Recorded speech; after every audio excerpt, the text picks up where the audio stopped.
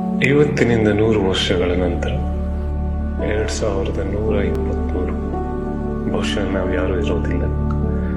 ಕಷ್ಟಪಟ್ಟು ಕಟ್ಟಿದ ಮನೆಯಲ್ಲಿ ಯಾರೋ ಅಪರಿಚಿತರು ವಾಸ ಇರ್ತಾರೆ. ನಮ್ಮದು ಅಂತ ಮಾಡಿಟ್ಟಿದ್ದೆಲ್ಲವೂ ಮತ್ಯಾರದು ಆಗಿರುತ್ತೆ. ಲೆಕ್ಕಾಚಾರದ EMI ಕೊಂಡ ಕಾರು ಯಾವುದೋ ಗುಜರಿಗೆ ಸೇರಿ ತುಕ್ಕು ಹಿಡಿದು ಮಣ್ಣಾಗಿರುತ್ತೆ. ಮರಿಮಕ್ಕಳು ಕ್ರಮೇಣ ನಮ್ಮ ಹೆಸರು ಮರೆತು ಬಿಡ್ತಾರೆ. ವರ್ಷಕ್ಕೊಮ್ಮೆ ಮಾಲೆ ಹಾಕಿಸಿಕೊಳ್ಳೋ ನಮ್ಮ ಫೋಟೋ ಕ್ರಮೇಣ ಗೆದ್ಲು ಹಿಡಿದಿರುತ್ತೆ.